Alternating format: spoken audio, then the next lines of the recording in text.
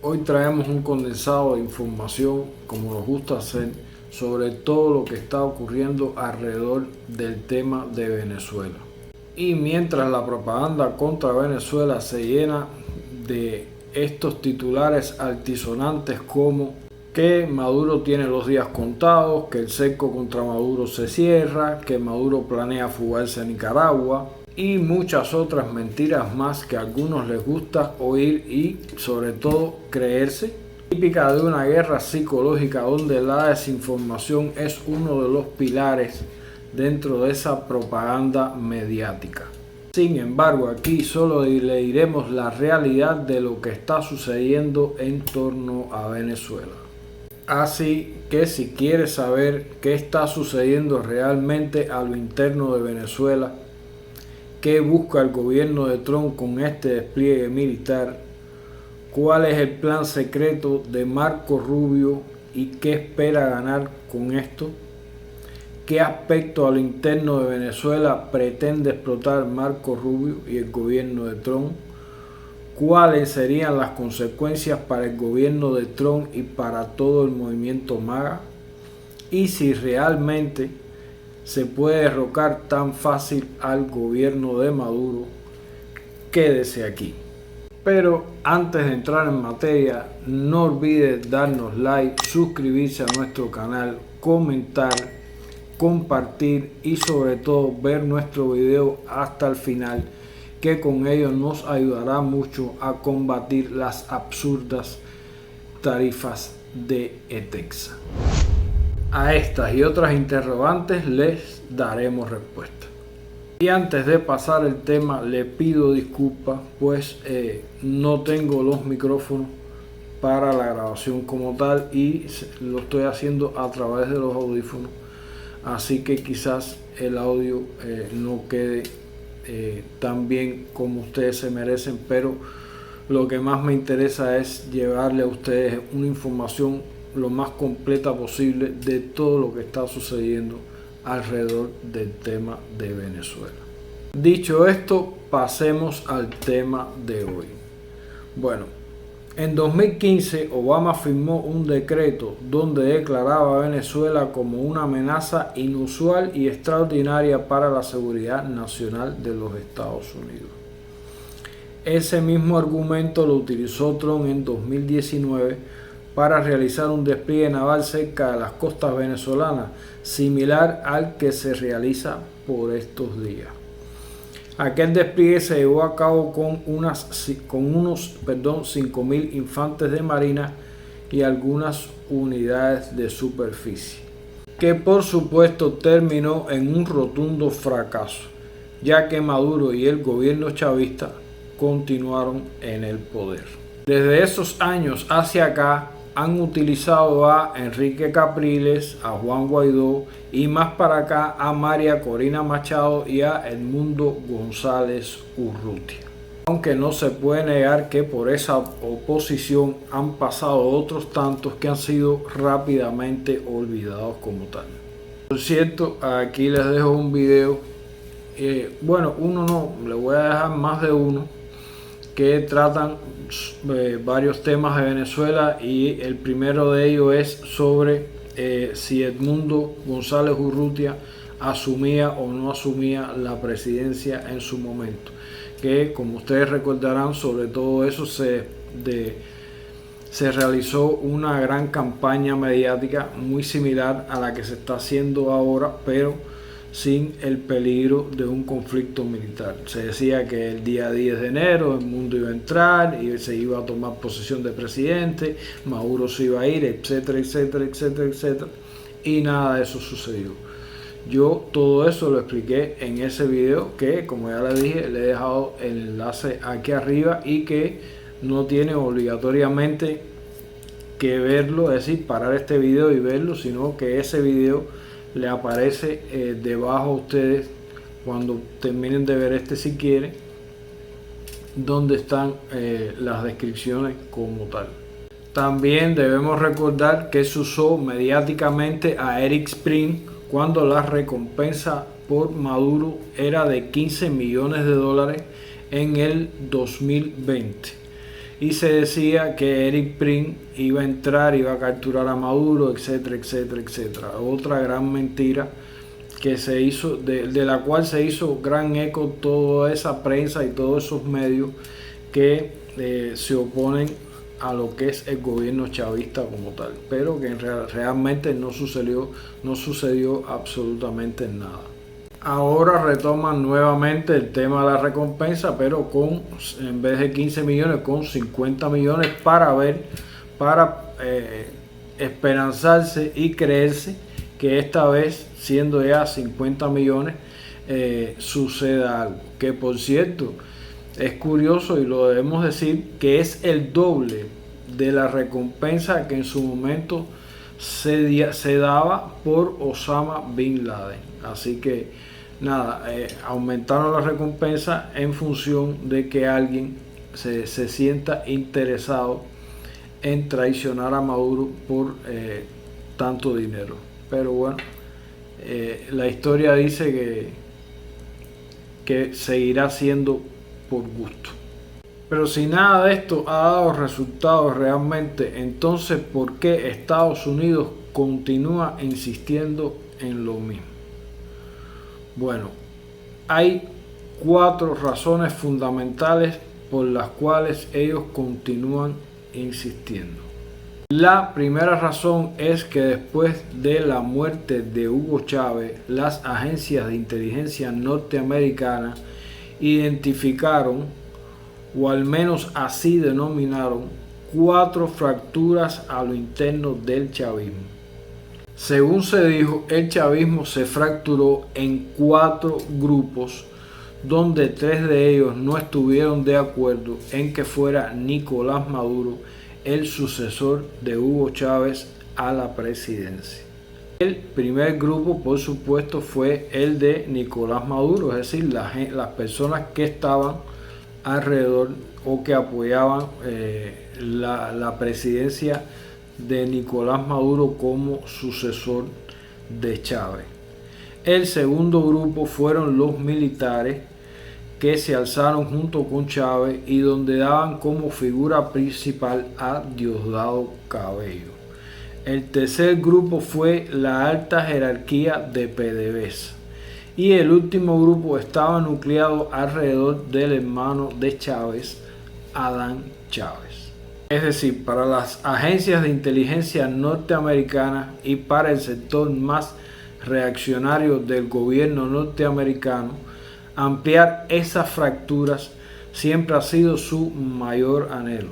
Todo en función de erradicar de una vez y por todas el chavismo en Venezuela. Pero realmente existen esas fracturas a lo interno del chavismo en la actualidad. Otras personas también muy bien informadas niegan que esas fracturas existan o se mantengan dentro del proceso chavista en la actualidad, aunque sí reconocen que en su momento fueron reales y existieron, es decir, esas fracturas o esas divisiones existieron realmente dentro del proceso chavista a la muerte de Chávez. Pero más bien hoy lo que hay a lo interno del proceso chavista son percepciones diferentes de cómo conducir la revolución bolivariana.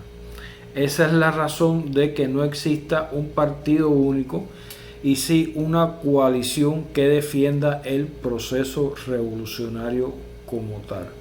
Por lo tanto, los 4 grupos, aunque tengan diferencias entre sí, son chavistas y van a defender la revolución bolivariana. Bueno, en el supuesto caso de que las fracturas se mantengan, ¿cuáles pudieran ser utilizadas contra Nicolás Maduro? Realmente las posibilidades son casi nulas. El grupo de PDVSA ya no existe.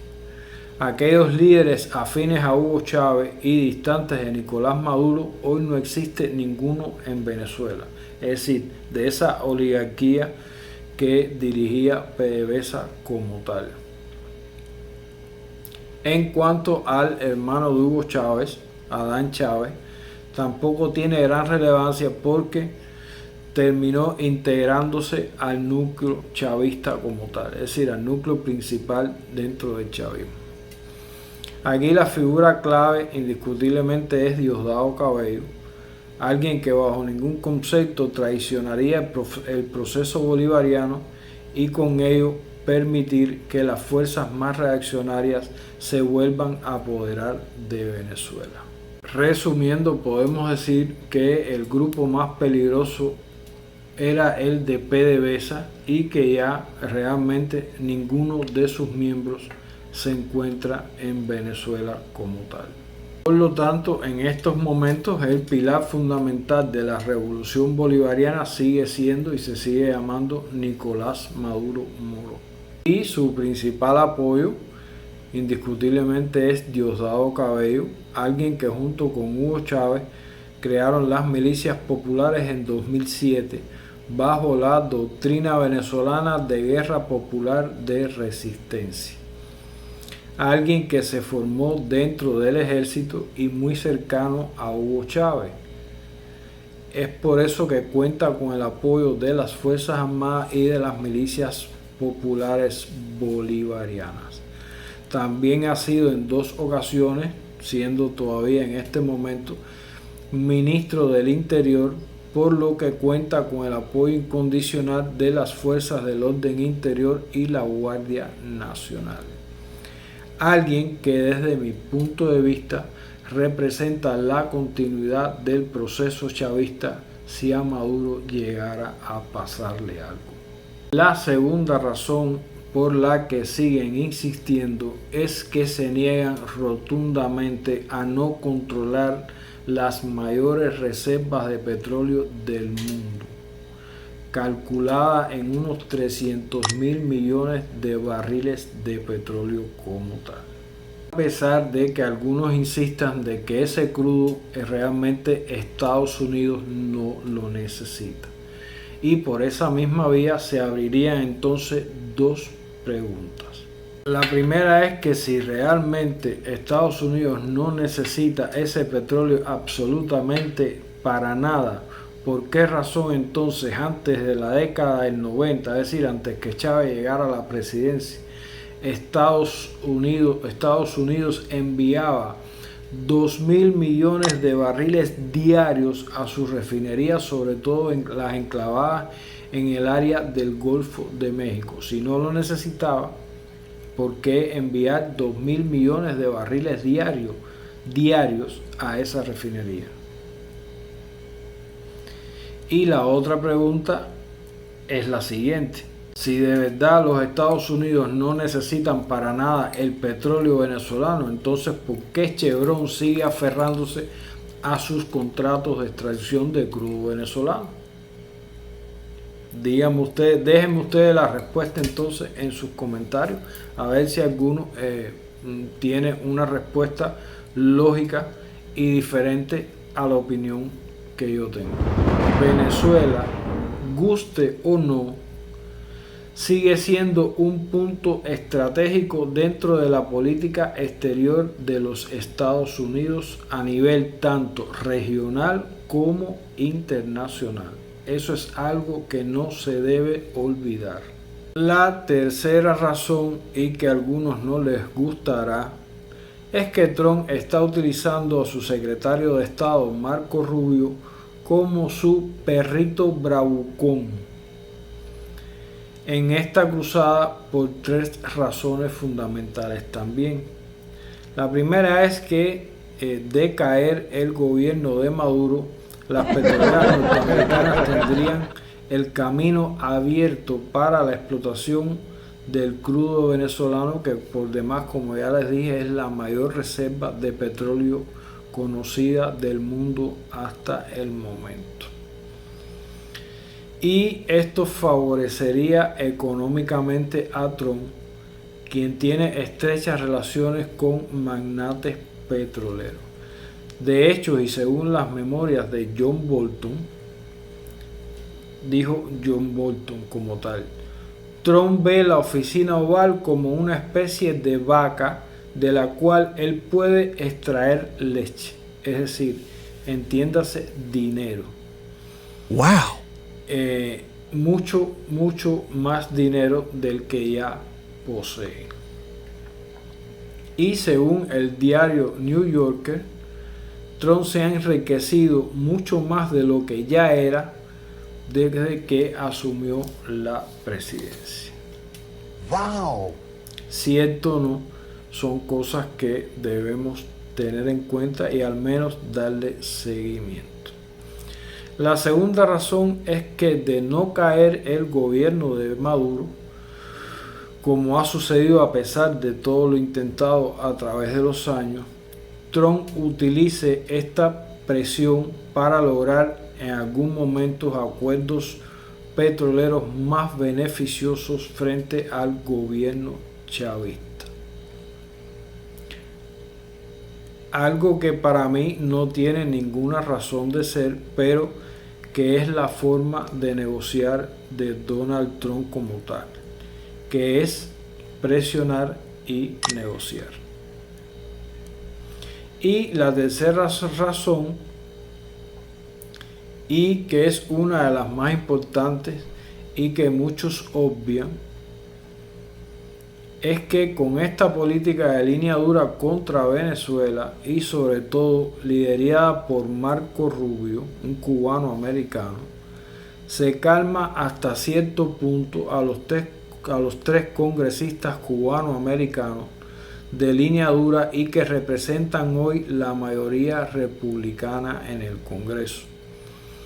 Algo que Trump tiene que tener en cuenta hasta tanto no lleguen las elecciones de medio término en 2026, ya que estos congresistas podrían oponerse en votar a favor de algo que Trump necesite aprobar en el Congreso, como sucedió con el primer presupuesto que Trump presentó entre febrero y marzo, si no recuerdo mal, donde Donald Trump se vio obligado a ceder bajo las presiones de estos tres congresistas y suspender o hacer el paripé de que suspendía la licencia de Chevron para el crudo venezolano como tal.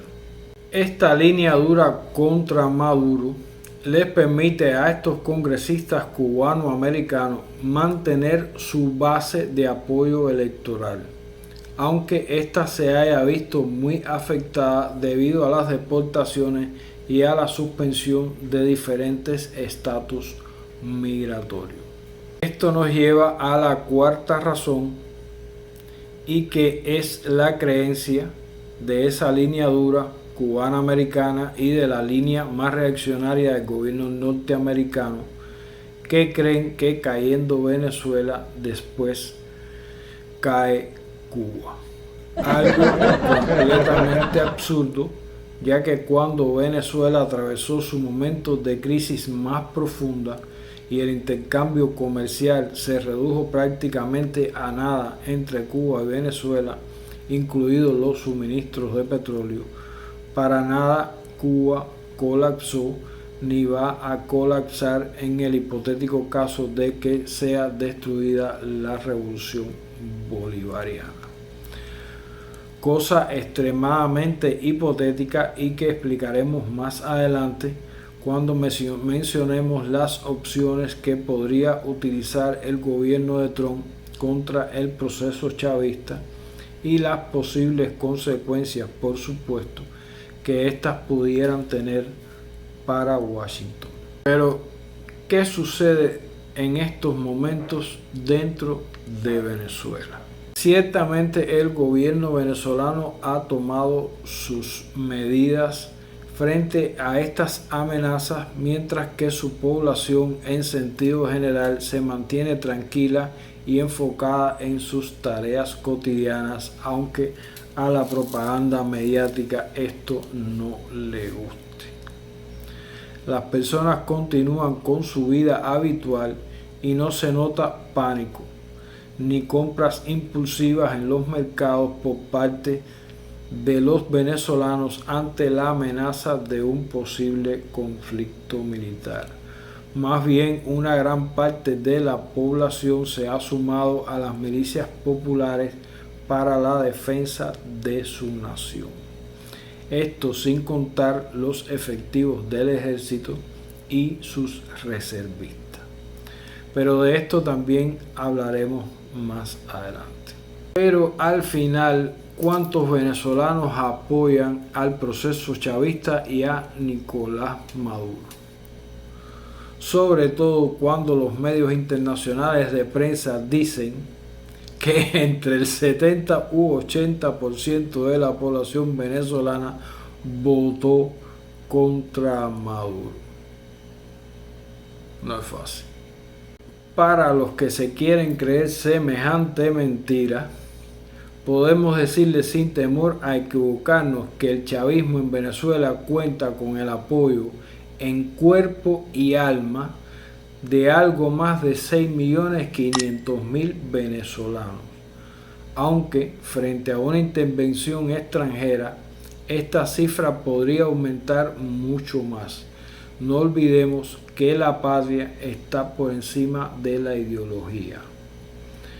Por eso ya se habla de algo más de 8 millones de venezolanos dispuestos a defender su patria, es decir, ya enlistados como tal, más de 8 millones de venezolanos. Pero bueno, ¿qué tipo de operación está desarrollando Estados Unidos contra Venezuela en estos momentos? ¿Cuáles son las opciones que tiene Estados Unidos contra Venezuela? ¿Y cuáles son los riesgos a los que se enfrenta Estados Unidos de darse un conflicto militar con Venezuela? Pero antes de responder esas preguntas, vamos a recordar cómo llegamos a esta situación. Recientemente, Trump designó como organizaciones terroristas al Cartel de Sinaloa y a otras bandas de narcotráfico, conjuntamente con el cartel venezolano conocido como el Tren de Aragua.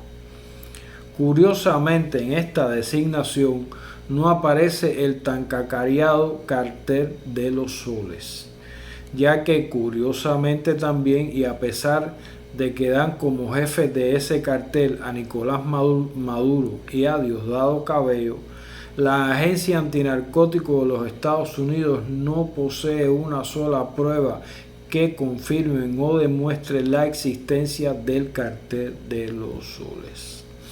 Aún así, las acusaciones contra Maduro y el gobierno chavista no cesan en los medios internacionales de prensa. Y sabiendo que el 87% de la droga que llega a los Estados Unidos lo hace a través del Océano Pacífico y no del Atlántico, siguen las curiosidades. El mayor productor de droga a nivel mundial es donde precisamente Estados Unidos tiene la mayor cantidad de bases militares en la región. ¿Cómo se entiende eso? ¿Y cómo se entiende y se comprende su lucha contra el narcotráfico? Es decir, ya sabemos que el 87% de la droga que llega a los Estados Unidos lo hace a través del Pacífico. Ahí no hay ningún tipo de combate contra la droga. Y que el país donde más bases militares hay en la región de América Latina, donde Estados Unidos tiene 7 bases militares y otros sinnúmeros de lugares que trabajan coordinadamente con el gobierno colombiano, es el país que más produce droga a nivel mundial. ¿Cómo se entiende eso y cómo se asimila eso en esta tan cacareada lucha contra el narcotráfico por parte de la administración Trump y de este secretario de Estado, Marco Rubio? Pero nada de eso es importante para muchos medios de prensa y sobre todo analistas internacionales, o que así se hacen llamar, aunque no existan pruebas. Siguen vinculando a Nicolás Maduro con el Cartel de Sinaloa Es algo nuevo que ha surgido últimamente y de lo cual no se hablaba. Aunque la propia presidenta de México haya dicho que México no tiene absolutamente ninguna prueba al respecto. E incluso la presidenta Sheinbaum ha exhortado al gobierno norteamericano a que presente las pruebas que vinculan a Nicolás Maduro con el cartel de Sinaloa. Algo que no ha sucedido a pesar del tiempo que ya ha pasado. Y si de verdad aún tienen dudas sobre Venezuela y la droga, busquen el artículo escrito por Giuseppe Pino Arlacchi, quien fuera vicesecretario general de las Naciones Unidas y director ejecutivo de la ONU-DD, el programa antidroga y contra el delito de Naciones Unidas. Aún así, y sin prueba alguna, bajo esta supuesta guerra contra el narcotráfico, el gobierno de Trump ha enviado a aguas cercanas a Venezuela, según palabras del mandatario venezolano Nicolás Maduro, un submarino nuclear y 8 buques de guerra que pueden disparar en total unos 1.200 misiles de crucero de alta precisión y con un alcance de hasta 1.600 kilómetros de distancia. También se habla de 3 buques de asalto anfibio con unos 4.000 marines a bordo. A todo este despliegue se podrían sumar rápidamente las unidades que Estados Unidos tiene en Chile, Puerto Rico y sus 7 bases en Colombia, así como varios grupos de fuerzas especiales que se encuentran diseminados por la región, por lo que se trata de una amenaza muy real y peligrosa para Venezuela a pesar de todo, ya que se puede crear un incidente que justifique un ataque militar contra Venezuela. De hecho, ya han intentado los medios crear un incidente entre Venezuela y Guyana. Sumado a todo esto, el Departamento de Estado ha emitido una alerta donde recomienda a los ciudadanos estadounidenses no viajar a Venezuela. Pero todo va bien con esta operación en Washington y dentro del movimiento MAGA. No. Tanto en Washington como dentro del movimiento MAGA hay divisiones en cuanto a una operación militar contra Venezuela, sea limitada o no, ya que además del costo político, militar y económico, acercaría mucho más a la mayor reserva de petróleo del mundo, a China y Rusia. Pero bueno, ¿cuáles son, que es lo que prometimos anteriormente, cuáles son las opciones con que cuenta Estados Unidos para tratar de destruir el proceso chavista? Y por supuesto, ¿qué riesgo corre Estados Unidos con cada una de estas opciones? La primera opción sería una guerra total donde las tropas norteamericanas intenten ocupar el territorio venezolano. Este sería el escenario más desastroso para el actual gobierno de los Estados Unidos, ya que el costo político y militar sería altísimo, con un nivel inaceptable de bajas norteamericanas que influirían muchísimo sobre la opinión pública, que es al final la que elige los diferentes cargos públicos. Algo muy similar a lo ocurrido en la guerra de Vietnam. Es por eso que hasta el propio Marco Rubio ha reconocido que el gobierno venezolano no va a cambiar hasta que las Fuerzas Armadas venezolanas no se viren contra Maduro, ya que conocen muy bien aunque la propaganda mediática quiera decir lo contrario, que Venezuela es un hueso duro de roer en un conflicto militar. Su ejército, es decir, el venezolano, ocupa el lugar número 50 en el ranking mundial de ejércitos dentro de una lista de 145 países, según el sitio web Global Firepower, un sitio especializado en análisis militares y que utiliza estadísticas oficiales o realiza estimados cuando la información no está disponible.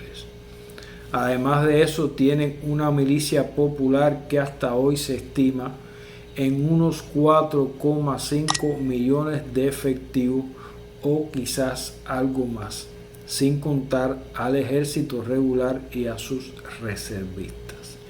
Unidades muy conocedoras del territorio donde tendrán que combatir, algo que les favorece mucho en operaciones de aniquilamiento o de defensa territorial, donde el terreno montañoso y selvático que presenta Venezuela en gran parte de su territorio son ideales para este tipo de operaciones y donde el conocimiento del terreno es fundamental para la victoria. Sin hablar ya de la defensa de grandes ciudades y territorios urbanos, que en general el atacante siempre se encuentra en desventaja.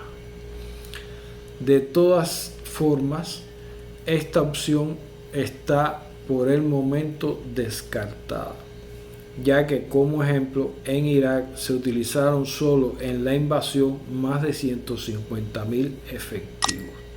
Y digo solo en la invasión porque para la ocupación se necesitaron más de 200.000 efectivos.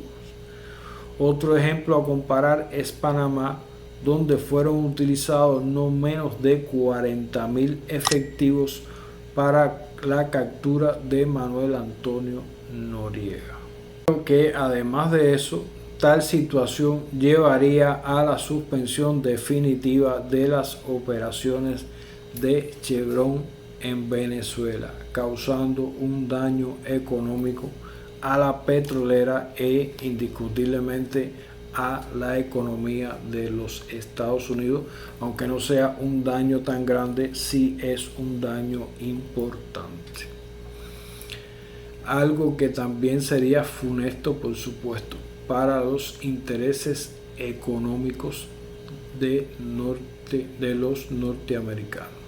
Sin embargo, ahí es donde radica el plan macabro que tiene el secretario de Estado Marco Rubio contra Venezuela, contra Trump, contra las petroleras norteamericanas, contra los intereses nacionales de los Estados Unidos y contra el movimiento MAGA.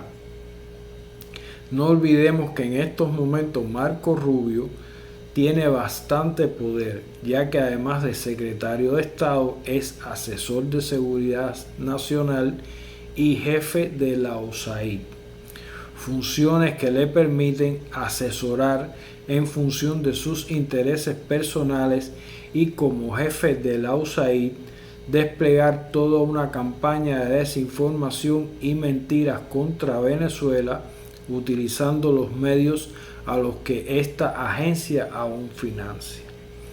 Marco Rubio, en interés propio, está buscando un incidente militar que justifique una ruptura definitiva entre Chevron y PDVSA, y así también evitar que otras petroleras sigan interesándose en el crudo venezolano, como es el caso de la Halliburton. De esta forma, satisface a su base política y electoral y a la línea dura de Washington en función de que apoyen su candidatura presidencial en las próximas elecciones, algo con lo que siempre él ha soñado. De todo es sabido que él aspira a ser presidente de los Estados Unidos.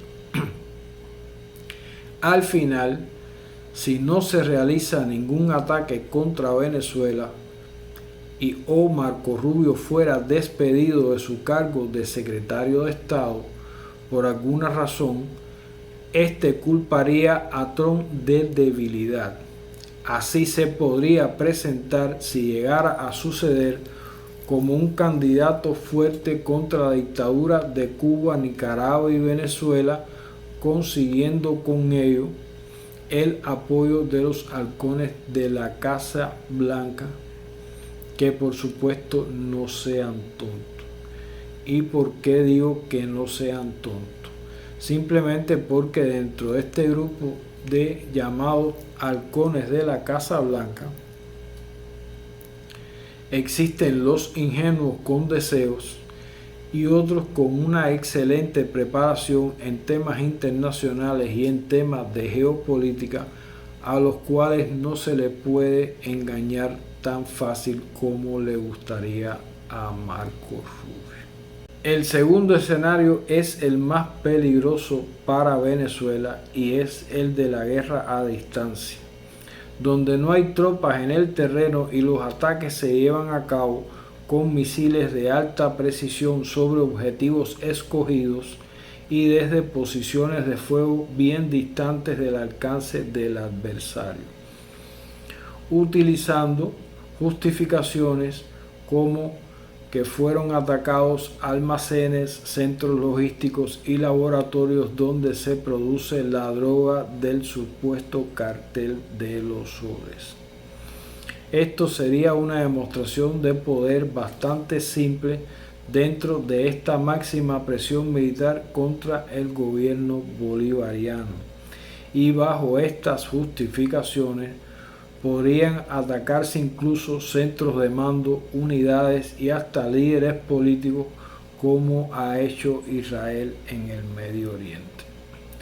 Sería una excelente demostración de fuerza por parte de esta administración con un bajo costo político y militar, aunque también se pondrían en peligro los acuerdos petroleros entre Chevron y el gobierno venezolano.